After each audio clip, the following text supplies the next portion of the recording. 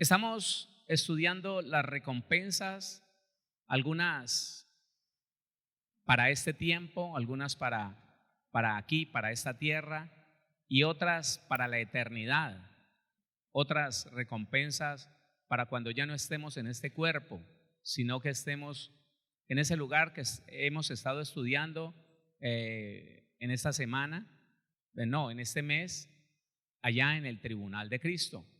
Ahora entonces quiero retomar el último texto bíblico que leímos en la noche de ayer. Y es que es muy importante que nosotros recapacitemos, reconsideremos y tengamos muy claro qué recompensa podríamos dar nosotros por nuestra alma. ¿Qué tendrá el más rico de todos en el mundo guardado para decirle al Señor: Señor, venga, yo le cambio mi alma, la cual se va a perder por mi pecado? Quiero cambiársela por esto que yo guardé, que yo atesoré, que yo acumulé. ¿Qué podría hacer? Solo léalo conmigo, por favor. Mateo 16:26. ¿Lo tiene allí ya? Léalo conmigo, por favor. Dice la palabra: porque ¿qué aprovechará al hombre si perdiere? No, si ganare. Porque ¿qué aprovechará al hombre si ganare todo el mundo y perdiere su alma? ¿O qué recompensa dará el hombre por su alma?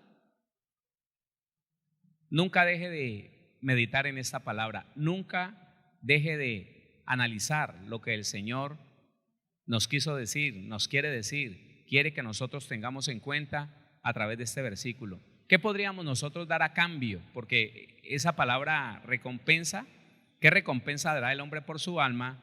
Es un equivalente a lo que vale el alma, un equivalente a lo que vale el alma. ¿Dónde encontramos nosotros algo tan valioso como el alma? ¿En dónde podríamos encontrar algo con el valor equivalente al alma tuya o al alma mía? ¿Dónde? En ninguna parte. No existe. Ni reuniendo todo el oro, toda la plata, todas las perlas preciosas, todas las piedras de gran valor, de gran precio, todo el petróleo y todo lo que sea una riqueza en esta tierra, nada podría compararse al valor de una sola alma. No. Y el Señor dio su sangre, derramó su vida y derramó su sangre por nosotros. Amén. Quería como reafirmarle esto. Ahora miremos las recompensas que son llamadas galardones y coronas. Al parecer, según lo que la Biblia dice, los galardones y las coronas están diseñadas para cuando nosotros abandonemos esta tierra y vayamos al tribunal de Cristo. Empecemos a mirar. Génesis capítulo 15. Es bueno cuando podemos encontrar en el Antiguo Testamento una referencia de lo que podemos estudiar en el Nuevo Testamento. Génesis, el capítulo número 15.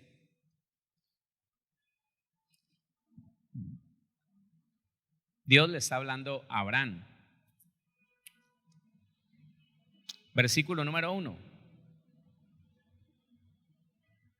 Dice así: después de estas cosas vino la palabra de Jehová a Abraham en visión, diciendo: no temas, Abraham, yo soy tu escudo, y tu galardón será sobremanera grande. ¿Lo está leyendo ahí?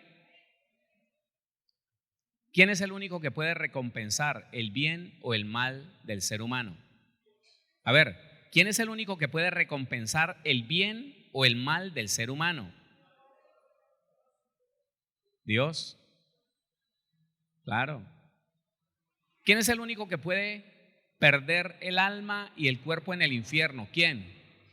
¿Alguien contestó? ¿Satanás? No. No.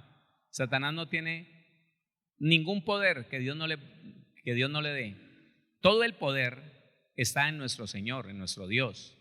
Amén. Entonces él le está diciendo a Abraham, no temas, Abraham, yo soy tu escudo, el que te defiende, ¿no? Y tu galardón será sobremanera. Esa palabra sobremanera es sobredimensionado, más grande, sobremanera grande. Entonces, en esta parte, la palabra galardón en el hebreo, estamos en el hebreo, la palabra galardón es el 7939, la misma de Isaías 40:10. Y quiero volver a leérselo porque galardón y recompensa significa lo mismo. Dice entonces el 7939, pago de contrato. O sea, alguien hizo un contrato con otro y le pagó ese contrato, porque ya cumplió con el contrato, porque ya el hombre vivió, ya hizo lo bueno o hizo lo malo, pero ya cumplió. Ahora viene el pago de ese contrato que el hombre en vida llevó a cabo. Pago de contrato, concretamente salario, sueldo, pasaje, mantenimiento, por implicación, compensación, beneficio, costo, estima, galardón, jornal, paga, pasaje, recompensa, remuneración, salario. Entonces no hay ninguna diferencia, solamente que parece ser que la recompensa es en la tierra y el galardón es en el cielo. Déjelo ahí para que lo estudiemos. No lo asegure, todavía no lo apunte como una verdad. Estudiemos y miremos si es cierto esto. Listo. Vamos al Nuevo Testamento, Lucas capítulo 6. Vamos a leer el versículo número 23. Lucas 6:23. ¿Lo tiene allí? Dice la palabra del Señor: gozaos en aquel día y alegraos, porque he aquí vuestro galardón es grande en los cielos, porque así hacían sus padres con los profetas. ¿De qué está hablando el Señor Jesús? Por favor, démonos cuenta de qué está hablando el Señor Jesús. Yendo un poquito atrás, versículo número 20. Versículo 20 dice: y alzando los ojos hacia sus discípulos decía: bienaventurados vosotros los pobres, porque vuestro es el reino de Dios. ¿Qué clase de pobres estaba hablando? ¿Será que en este momento tendríamos que ir a entregar todo lo que tenemos? ¿Irnos para la calle debajo de un puente? ¿O mirar a ver cómo en la indigencia llegamos a ser dueños del reino de los cielos? Es muy importante, ¿no? Es muy importante que podamos tener claro las palabras de nuestro Señor Jesucristo. Bienaventurados vosotros los pobres, porque vuestro es el reino de Dios. Y entonces, ¿dónde está la respuesta de lo que quiso decir el Señor Jesucristo? Mateo capítulo 5, versículo número 3. Está hablando el mismo Señor Jesucristo. Y mire las palabras que usa. Bienaventurados los pobres en espíritu. ¿Usted sabe qué clase de pobre es ese?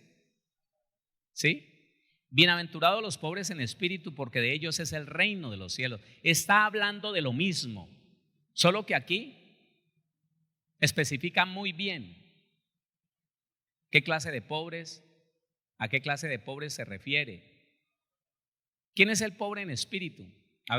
El pobre de dinero es aquel que no tiene en sus bolsillos mayor cosa.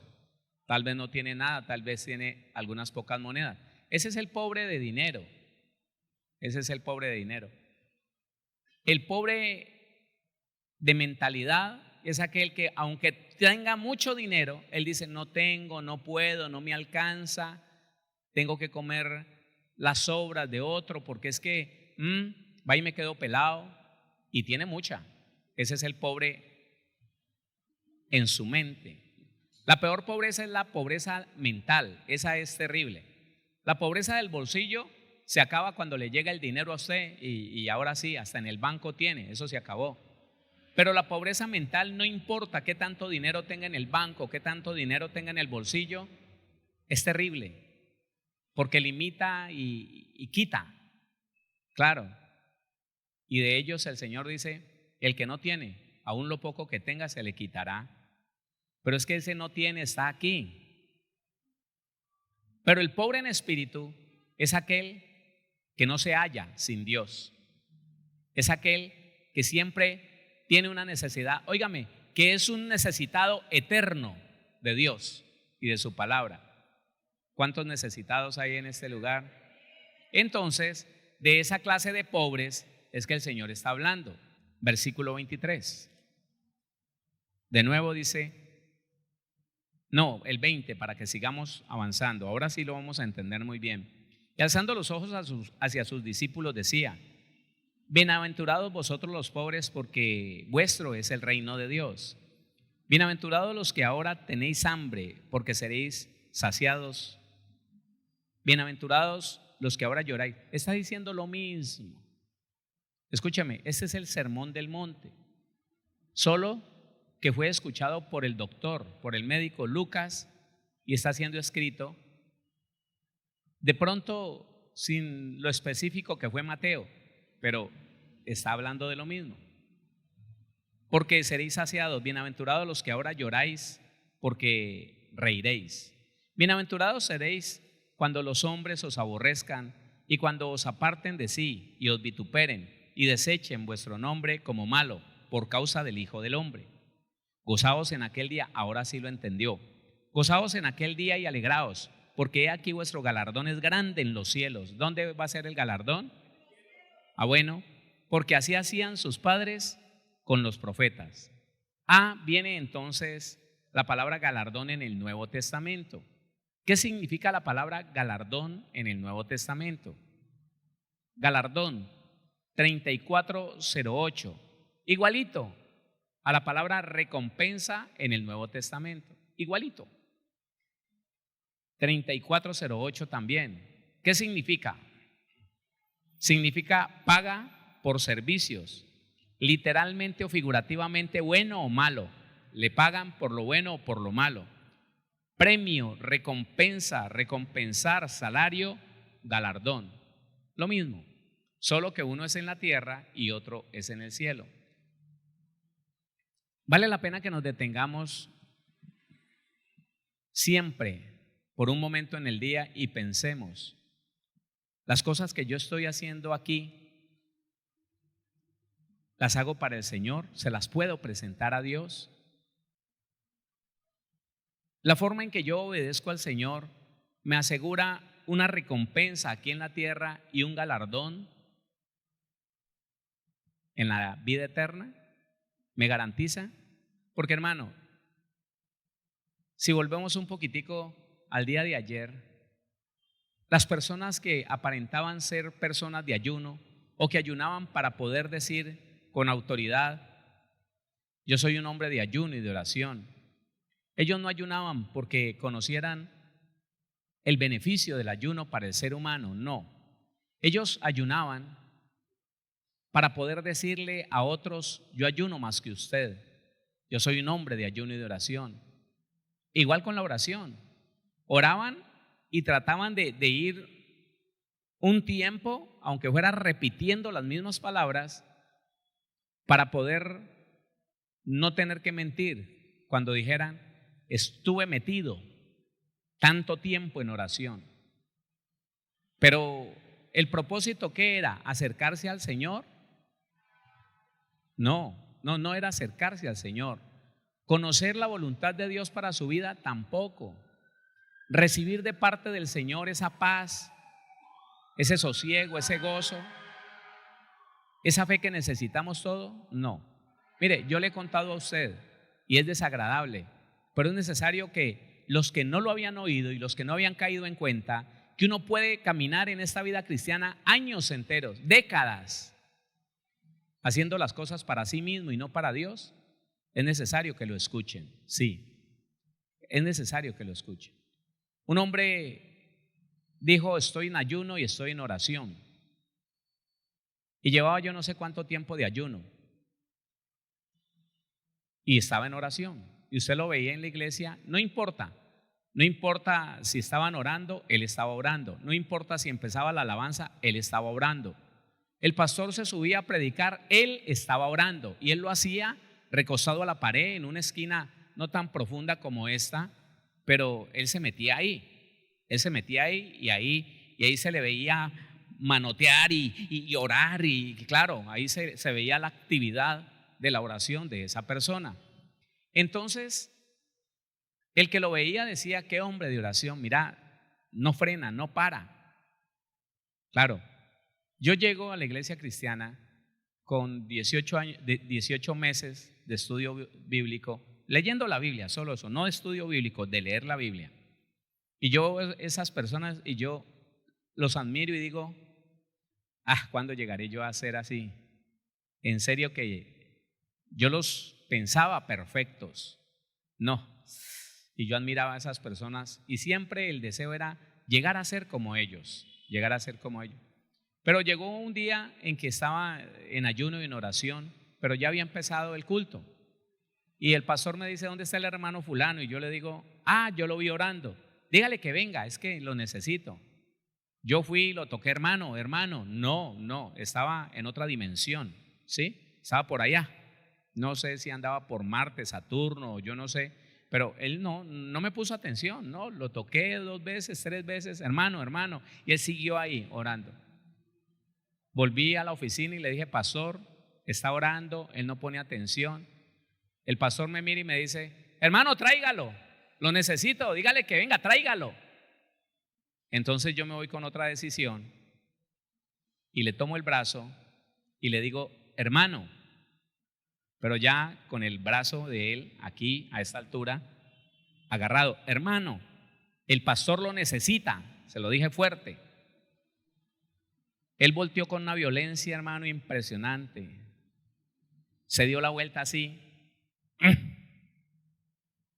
y me gritó, me dijo, hermano, es que no tiene discernimiento, no me está viendo que soy metido en la presencia de Dios. Y otras palabras. Yo le dije, el pastor me dijo que lo llamara, que lo necesita. Pues no fue. Se volteó otra vez ya molesto ahí orando y no fue. Claro, cuando ya el pastor sube, predica, baja de la predicación y en el camino a la oficina se lo encuentra y le dice, hermano, necesito hablar con usted. Se va para la oficina y el pastor siempre me invitaba a estar en la oficina porque le ayudaba yo a todo, a la liberación, a la consejería, yo le ayudaba en todo. Y el pastor le dice, oiga, ¿qué pasó que no vino cuando lo mandé a llamar? Y él todavía enojado, escúcheme, estuvo toda la palabra, estuvo irritado. Me miró y le dijo, pues en la forma que el hermano Héctor me llamó, yo no quería ver a nadie, realmente, pastor. En esa forma en que me llamó, yo no me defendí, me quedé callado, pero yo me pregunté, ¿en la presencia de cuál Dios estaría? ¿Para quién estaba haciendo él esa oración? Si estaba a un punto de la ira, a un punto de pelear, ¿sería que Dios lo estaba escuchando? ¿Sería que esa oración y el ayuno que llevaba, no sé cuántos días llevaba en el ayuno, ¿será que Dios recibe eso? La respuesta es muy fácil, no, porque eso lo estaba haciendo en la carne. Pastor, ¿cómo se da cuenta? ¿Por qué viene a criticar? ¿Por qué juzga? Hermano, es muy obvio cuando la persona hace las cosas en la carne. ¿Sabe por qué? Porque cualquier tropiezo a lo que está haciendo, cualquier contratiempo, y se llena de una emoción. Y esa emoción en él se llamó la ira. Y siguió airado, hermano. Y me fui a ir y el pastor me dijo, hermano Héctor, vaya, reconcíliese con el hermano, pídale perdón. Yo le dije, bueno, hermano, perdóneme si. No, hermano, no hablemos de eso, hermano. Faltos de discernimiento, hermano, en la carne. Pero yo estaba convencido de algo, estaba tranquilo y estaba convencido de que en la carne estaba él y que lo que estaba haciéndole era buñuelos al diablo. Ni oración ni ayuno para Dios. Estaba haciendo buñuelos para el mismo Satanás. Dentro de la iglesia cristiana, en la carne, tratando de levantar, oiga, un testimonio que no podía tener, siendo sincero, no lo podría levantar. Entonces, en una apariencia, hermano, para que todo el mundo entrara y lo viera allá en ese rincón allá,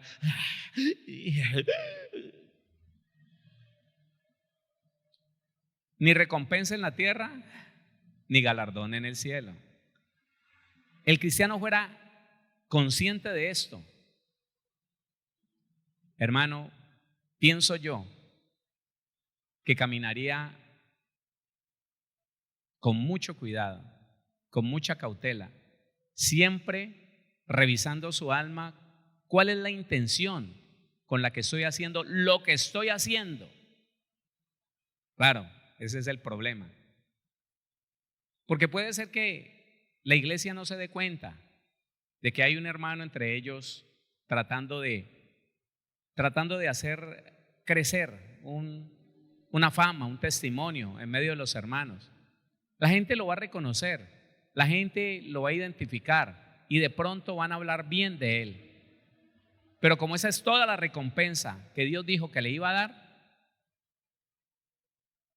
Dios no lo va a prosperar, no se va a ver mejor, no se va a ver más bendecido.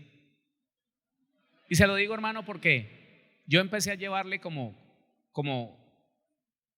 la línea a esas personas. Yo identifiqué las personas que andaban en ese furor y en esa función de aparentar lo que no eran. Yo se las seguí. Y le digo algo, 3 de ellos salieron al ministerio, 3 de esas personas que yo vi en ese tiempo, que hacían las cosas para levantar un buen nombre, para que la gente hablara bien de ellos. Y sabe una cosa, lamentablemente los 3 tuvieron que volver. Ninguno permaneció en el ministerio, ninguno.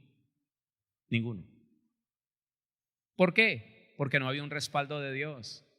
Porque la Biblia nos dice en estos evangelios que si agradamos a Dios en lo secreto, Dios que ve en lo secreto, ¿nos qué? Nos recompensará en público, a los ojos de todos los demás. Pero aquella persona que se quiere mostrar y al final no puede tener el respaldo de Dios porque lo está haciendo humanamente, en su esfuerzo de atraer la atención de los demás. Le repito, hermano, muchos de ellos llegaron a tener un ministerio de unos años, después desaparecieron. Porque, hermano, la iglesia tiene que llegar a la conclusión de que el tribunal de Cristo, aunque será en la eternidad, está funcionando desde ya. Escúcheme, cada cosa que usted y yo hacemos, el Señor desde ya la está juzgando. ¿Con qué intención la estamos haciendo? Y si es una intención que le agrada al Señor, si es algo que nosotros hacemos para agradarlo a Él, para exaltar su nombre, para extender el evangelio, Él desde ya empieza a recompensarte a ti y a todo aquel que hace las cosas con sinceridad. Y muy seguramente, óigame, muy seguramente allá en el tribunal de Cristo estará la recompensa que se llama el galardón. Porque si el Señor se agradó de nosotros aquí en la tierra, cuando estemos allá tenemos garantía de que vamos a sacar esa recompensa. ¿Usted qué dice? Apocalipsis. Tenemos que hablar de Apocalipsis cuando hablamos de la eternidad o del cielo. Capítulo 22. Apocalipsis 22. Apocalipsis capítulo 22, versículo 1. Después me mostró un río limpio de agua de vida, resplandeciente como cristal, que salía del trono de Dios y del Cordero. En medio de la calle de la ciudad y a uno y otro lado del río estaba el árbol de la vida, que produce 12 frutos, dando cada mes su fruto, y las hojas del árbol eran para la sanidad de las naciones. Y no habrá más maldición, y el trono de Dios y del Cordero estará en ella, y sus siervos le servirán. Y verán su rostro y su nombre estará en sus frentes. No habrá allí más noche, y no tienen necesidad de luz de lámpara ni de luz del sol, porque Dios, el Señor, los iluminará y reinarán por los siglos de los siglos. Y me dijo, estas palabras son fieles y verdaderas.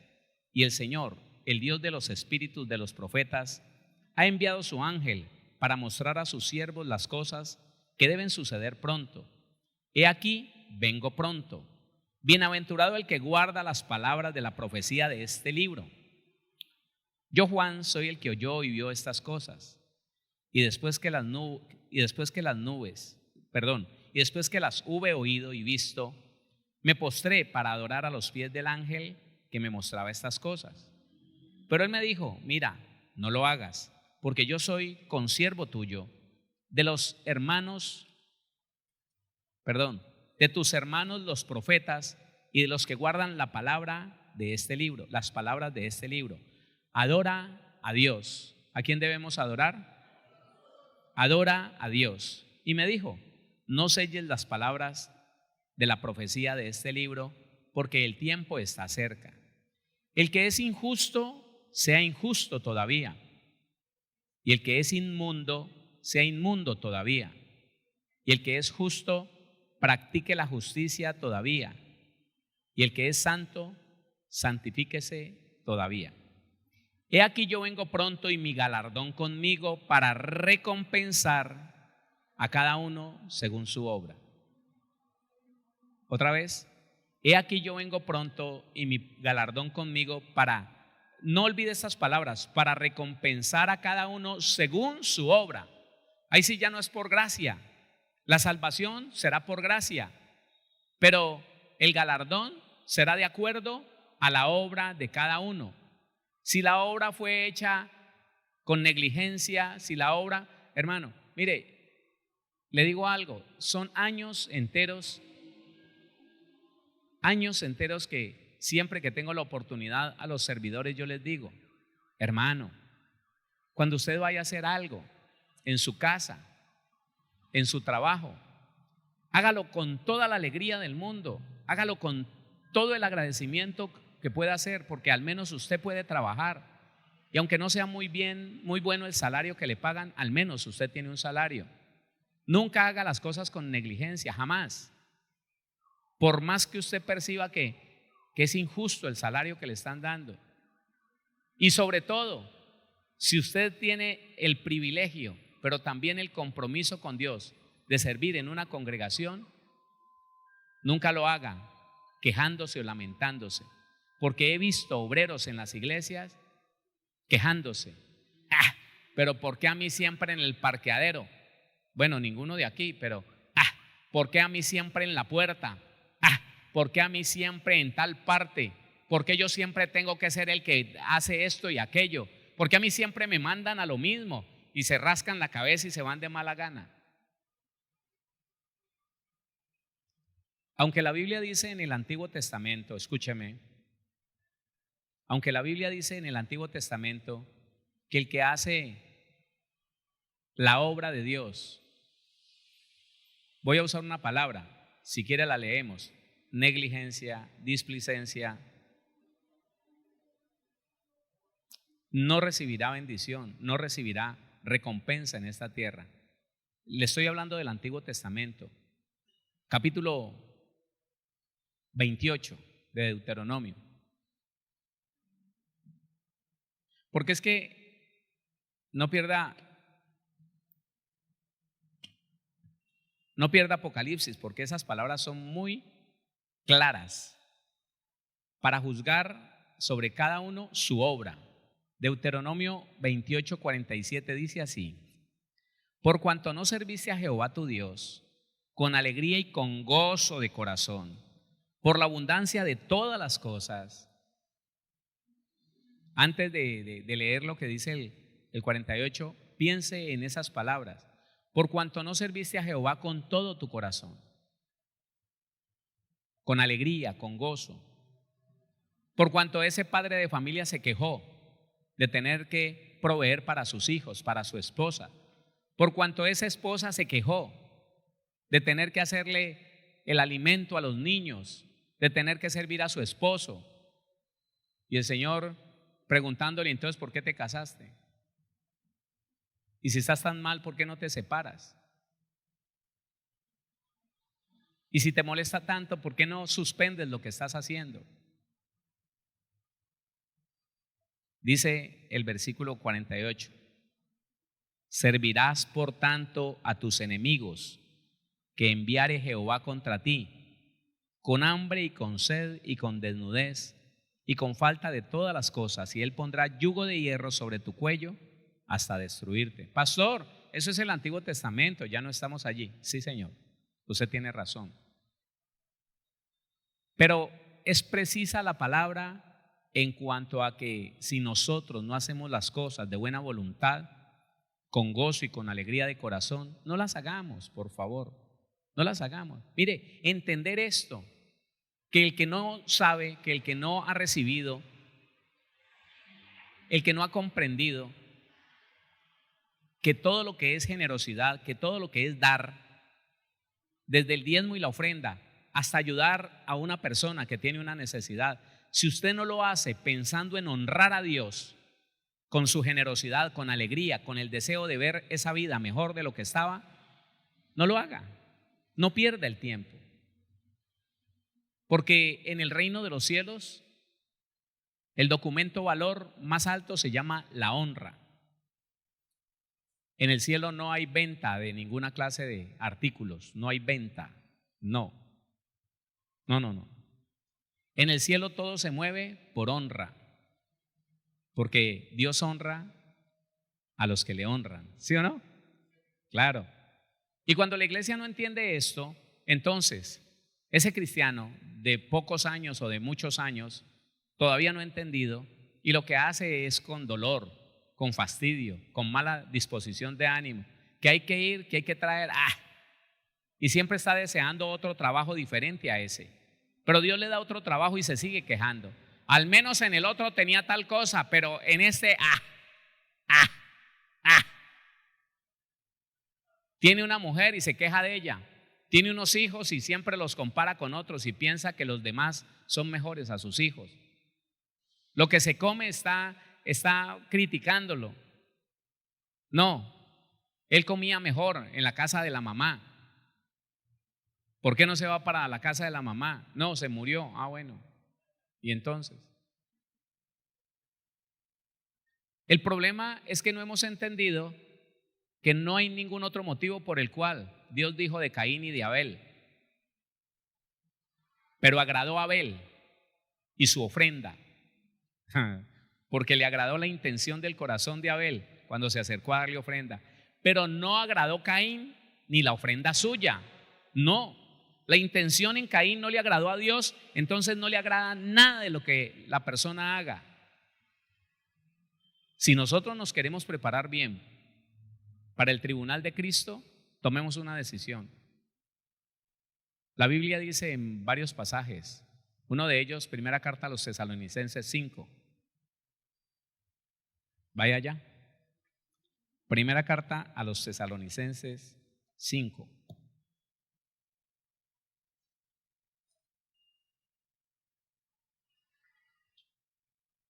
El versículo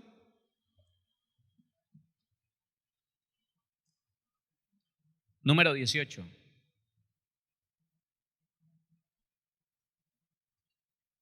Y en esto que estamos aprendiendo de los mandamientos muy pequeños, a la gran mayoría de los cristianos les pareció que esto lo podían tomar para obedecerlo o simplemente olvidarlo, porque es que usted no conoce mi situación. ¿Cómo voy a dar yo gracias con el trabajo que tengo si el tipo es un impío hijo del diablo? Si me mete 9, 10 horas y no me paga horas extras y el sueldo que me paga es irrisorio, ¿qué hace allá? Y los que se salieron de esos trabajos que de tanto se quejaron, se quedaron sin trabajo 6 meses, 1 año y mucho más. Escuche ese versículo número 18. Dad gracias en todo. ¿En cuánto? Dad gracias en todo. No quejándose. No. La Biblia lo dice. No quejándonos. No quejándose. Dad gracias en todo. ¿Por qué? Porque esta es la voluntad de Dios para con vosotros en Cristo Jesús. ¿Estás en Cristo? Bueno, da gracias en todo. Y te puedo decir varias razones. ¿Por qué Dios me manda a dar gracias en todo? Hermano, porque a los que amamos a Dios, todas las cosas nos ayudan para bien. ¿Quién dice amén a eso?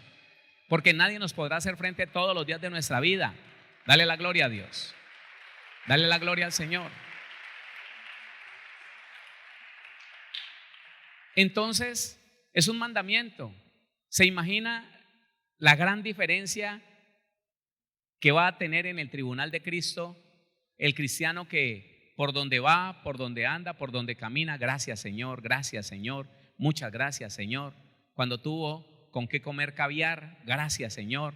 Cuando se comió unas alitas de pollo, gracias Señor. Cuando no se tomó sino la sopa, gracias Señor. Cuando pudo tener el trabajo todo el día, gracias Señor. Cuando lo tuvo de medio tiempo, Señor, muchas gracias. ¿Se imagina cuando se enfrente al tribunal de Cristo? ¿Y qué le pasará a aquel que, pero por qué? ¿Pero cómo así? Pero, oiga, yo tanto que oro y mire este trabajo que me tocó. No, yo me voy a salir, olvídese. Yo no le trabajo más a ese impío. ¿Qué tal? Ni porque yo fuera cual, no, yo soy un hijo de Dios. Y renuncia y no vuelve a conseguir trabajo en un año. Y llega todo bravo al tribunal de Cristo. No, yo merecía algo mejor. Yo no sé por qué Dios me trató así. Venga, ¿qué hizo? No, pues lo que pude, porque es que no me fue bien, me fue mal. Se quemó. Ay, hermano. Cuando podemos entender eso, dejamos el puño de la frente, la amargura del corazón, sonreímos y empezamos a dar gracias en algunas cosas. ¿En cuántas? ¿En cuántas? En todo. Vuelvo otra vez a Apocalipsis, porque es que Apocalipsis lo dice de la mejor manera. Capítulo 22, versículo 12. He aquí yo vengo pronto y mi galardón conmigo para recompensar a cada uno según sea su obra.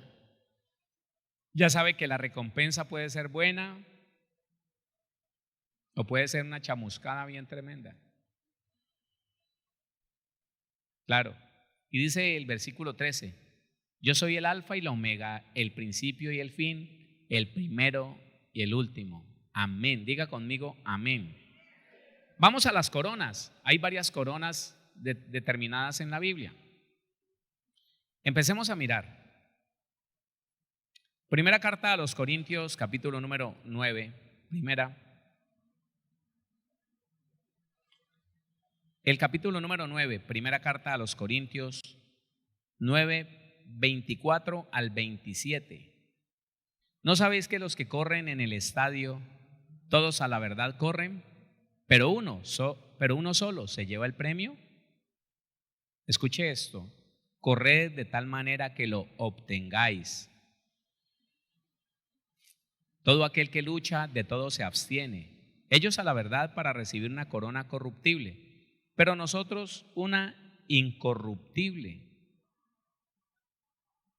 Así que yo de esta manera corro, no como a la aventura, de esta manera peleo, no como quien golpea el aire, sino que golpeo mi cuerpo. Y esta palabra golpeo mi cuerpo no significa que él hace lo que hacen los penitentes en las Semanas Santas, en algunas islas del Caribe y en algunos países, que toman cosas y empiezan a golpearse, porque toman eso literalmente. Golpear el cuerpo es negarle los placeres pecaminosos, negarle aquello que el alma desea que llegue al cuerpo para disfrutarlo. El alma disfruta a través del cuerpo.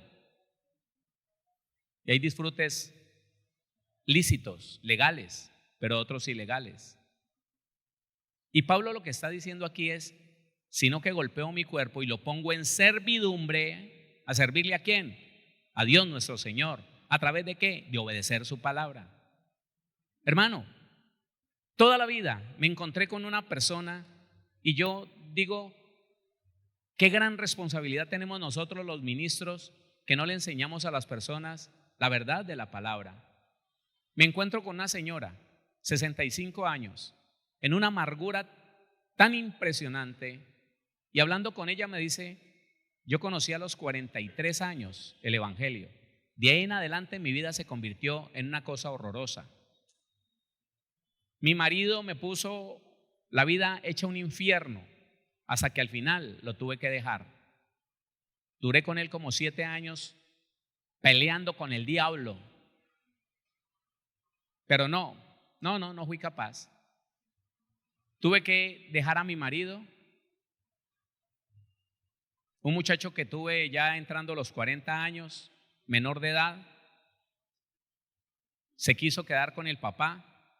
Todo el mundo se puso en mi contra, pastor. El diablo les envenenó el corazón, la cabeza, y se convirtieron en mis enemigos. Yo lo único que pude hacer fue irme para donde una hermana. Esa hermana también me aborreció siendo cristiana. Y después de un poco tiempo me tocó salir por ahí a voltear, a mirar qué hacía. Y es algo que yo lo escucho, pastor, y quisiera que me explicara por qué. Si yo me entregué con todo mi corazón al Señor y con mucha sinceridad, en ayunos, en vigilias, en oraciones, ¿por qué estoy en este estado? Y empiezo a hacerle preguntas, porque yo sé que Dios es justo. Él no se equivoca, nosotros nos equivocamos. Entonces me contó que tan pronto conoció al Señor, empezó a tratar a su marido como endemoniado, así con la sutileza que algunas mujeres usan, endemoniado, hijo del diablo, basura del averno, gusanos serán tu cama, gusanos tu cabecera. Si no se arrepiente, y le puso hasta fecha. Por consiguiente se fue a dormir a otra parte, no se dejaba tocar. ¿Cómo un endemoniado va a tocar a una hija de Dios santa? Le cortó los servicios. Se iba para la iglesia y se llevaba el chino pequeño. Por ahí aguantaba hambre, lo traía y como el niño estaba llorando, le ponía la queja al papá, y cuando el papá se descuidaba, la hermana cogía a palo a ese muchacho para que no le pusiera quejas. Eso aburrió a este hombre, lo llenó de enojo y al final se dejaron. Ella le dejó el chino, ese muchacho no lo quiere sino a usted. Es el diablo el que le dañó la cabeza. Es ella que, aunque recibió un nuevo espíritu, aunque nació de nuevo, siguió viviendo en la carne, haciendo las cosas como a ella creía, como a ella le convenía. Y no hubo un pastor, no hubo un ministro, no hubo un hermano que le dijera, la Biblia dice, mujer, la Biblia dice. No. Los hermanos le aplaudieron, es que esos impíos hijos del diablo, sí toca tratarlos así. Se va para donde una hermana cristiana, no tan ignorante como ella, y le dice, mujer, estás haciendo mal. ¿Cómo se te ocurrió abandonar a tu hijo? Bueno, tus hijos, porque eran 3, pero el menor de edad era el último. Usted también se me va a levantar. No, olvídese que yo no voy a aguantar que nadie me acuse. Terminó entonces de pelea con esta hermana en la sangre y en Cristo. Así que a la edad que tenía cuando habló conmigo, era una mujer amargada, frustrada, con un reclamo impresionante en su vida hacia Dios. Sí, porque esas personas empiezan a pensar que Dios es injusto y que ellos son justos. Yo no tengo la culpa, ellos son los enemigos de la sanidad interior. ¿Y yo por qué voy a tener que confesar los pecados de otros si yo no tengo la culpa de lo que ellos hicieron? ¿Y sabe qué pasa con ellos? No prosperan. Todos los días se sumen en una amargura peor, en una desgracia peor. Y esta mujer casi no comía, arrinconada en un cuarto que le prestó una hermana en Cristo que también estaba aburrida con ella, porque por la noche gritaba reprendiendo esos demonios que le habían sacado del hogar, de la casa de su marido. Ella no se daba cuenta que su carnalidad la había sacado de esa casa. Le preguntaba yo, ¿con qué le vas a salir al Señor en el tribunal? ¿Qué le vas a decir? ¿Lo que me estás diciendo a mí? ¿Que Él fue injusto y que tú sí fuiste justa? ¿Que tu marido un endemoniado hijo del diablo? ¿Y que lo que dice la Biblia tú no lo quisiste obedecer porque te pareció injusto? Seguirte acostando con tu esposo si él era un impío y tú eras una santa, resanta, super, hiper, mega, ultra santa. ¿Le vas a decir eso? Mientras lloraba se rascaba la cabeza. Porque entendía, hermano. Entendía que el cristiano que llega, no, el ser humano que llega a la vida de Cristo y sigue viviendo, buscando ser feliz, ese está en la carne. Ese siembra madera, hojarasca, heno. Ese siembra para su propia vida, para su carne. Y aquí no hallará recompensa. Y en el cielo no tendrá galardón. No lo tendrá. No lo va a tener. Entonces dice 9:27, sino que golpeo mi cuerpo y lo pongo en servidumbre, no sea que habiendo sido heraldo para otros, yo mismo venga a ser eliminado. Qué cosa tan complicada, hermano. ¿Ah? Pero el asunto está aquí. Yo no llegué a la vida cristiana para ir de vez en cuando a la iglesia y leer la Biblia cuando el pastor dice, ábralo en tal libro, versículo tal, capítulo tal. No. Yo llegué a la vida cristiana para conocer a Cristo, para conocer a Dios, para saber cuál es su intención conmigo y qué es lo que debo de hacer y qué es lo que no debo de hacer. Para eso tengo que conocer los mandamientos de Cristo, la ley de Cristo, aquello que el Señor Jesús llama los mandamientos muy pequeños. Porque si agrado al Señor aquí en esta tierra, voy a salir bien librado en el tribunal de Cristo. ¿Quién dice amén a eso?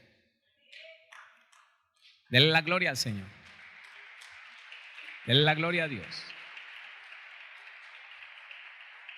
Todo aquel que lucha, de todo se abstiene. Ellos a la verdad para recibir una corona corruptible, pero nosotros una incorruptible. Avancemos. La palabra corona, aquí en todos los textos que le puedo leer, significa en el 47:35, entretejer o trenzar, es algo trabajado. Déjeme recordarle algo. El oro y la plata ya lo encontramos así, en la tierra.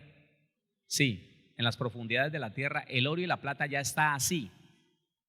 Representa la majestad del oro, la realeza de Dios, representa la justificación, representa lo que tiene que ver con la justificación de nuestro Señor Jesucristo, la plata. Pero las piedras preciosas sí necesitaron un proceso para llegar a ser piedras preciosas. Necesitaron 3 elementos que formaron de un pedazo de carbón, oiga, una piedra preciosa, llámese diamante, llámese. Claro, y tiene que ver con nuestro testimonio. Cuando nuestro testimonio agrada al Señor, cuando nuestro testimonio edifica a otros, entonces usted está tranquilo, está agradando al Señor y la gente puede confiar de que el evangelio transforma vidas porque usted lo está mostrando, ¿sí o no? Entonces, por eso es la corona. Entretejer o trenzar, guirnalda, como etiqueta de la realeza, premio en los juegos públicos o símbolo de honor general. Eso es una corona. Segunda carta a Timoteo, capítulo 4. Segunda carta a Timoteo, capítulo 4. El versículo número 8, 4:8. Dice la palabra del Señor: por lo demás, me está guardada la corona de justicia. ¿Por qué cree usted que el Señor en el cielo le dará a alguien la corona de justicia? ¿Por qué cree? ¿Por qué cree? ¿Por qué cree? Porque en vida se esforzó por conocer la justicia de Dios y por obedecerla. Tal vez no lo realizó del todo, tal vez no lo consiguió del todo. ¿Sabe qué? Pero estuvo todo el tiempo tratando de conocer la justicia de Dios, los mandamientos muy pequeños, y ponerlos por obra. Y aunque en algunas cosas nos sea difícil, claro, hermano, es que decir que no, ya, yo soy, sí, el Espíritu de Dios te da la capacidad de obedecer, pero cosas como ponga la otra mejilla, cosas como que al que sea, si te pide, le debes dar. Tal vez no lo que te está pidiendo, pero sí lo que tú, que eres un hijo de Dios, una hija de Dios, sabes que necesita. Claro, no es tan fácil bendecir a otro cuando te está maldiciendo, cuando te hizo daño, perdonarlo y tomar la decisión de amarlo. Puede ser que no sea fácil, pero tienes el Espíritu Santo. Y el Espíritu de Dios te hace invencible. Todo lo puedo en Cristo que me fortalece. Dice la Biblia, ¿no? Y a no ser que alguien crea que eso es mentira, hermano, estamos diseñados, capacitados para ser siempre más que vencedores. Entonces, sí, cualquiera de nosotros, si se lo propone en esta tierra, a buscar conocer la justicia de Dios, no mi justicia, no lo que yo creo que es justo, porque es que también andan hermanitos descarados, no, lo que es justicia para Dios, que si el Señor dice, el que no quiera trabajar, que tampoco coma, yo lo aplico. Claro, esa persona fácilmente entonces puede decir lo que Pablo dijo: me está reservada la corona de justicia. Léalo conmigo. Versículo 8, ¿no? Por lo demás, me está guardada la corona de justicia, la cual me dará el Señor, juez justo, en aquel día, y no solo a mí, sino también a mí. Solo uno no estaba descuidado. Y no solo a mí, sino también a todos los que aman su venida. Aquellos que si alguien les dice, oiga, puede ser que esta noche venga el Señor. Ay, no, espere, no, ay, no, hoy no, porque me falta esto, porque quiero conocer a mis nietos grandes, porque. Por el que sabe, el que tiene testimonio del Espíritu Santo, que ha estado dispuesto a caminar en esa justicia divina, sí, cuando venga, Señor, solo ayúdame a ser cada día más obediente. Eso es. Entonces, cuente, va una corona de justicia. Santiago, capítulo número 1. Santiago 1:12. Dice: bienaventurado el varón que soporta la tentación, porque cuando haya resistido la prueba, recibirá la corona de vida que Dios ha prometido a los que le aman. ¿Qué es la corona de vida? Es sencillamente la vida eterna que no le será quitada a ninguno de aquellos que resisten la tentación y no sucumben en el pecado cada rato. No aquellos que están, ay, volví a caer, ay, volví a pecar, ay, qué pena, ay, otra vez, ay, hace 20 años soy cristiano y hace 20 años vengo cayendo en la misma. No, pero Dios sabe, no, es que esta es mi debilidad, no, mi talón de Aquiles, no. Tiene que llegar un día en que decimos, no más. ¿Cómo decimos? No más. Entonces, cuando el cristiano resiste la tentación, el Señor dice, allí está la corona de vida. La vida que te corona es la vida eterna, la vida, oiga, indestructible. Esa es. Van dos. Primera carta de Pedro, capítulo 5.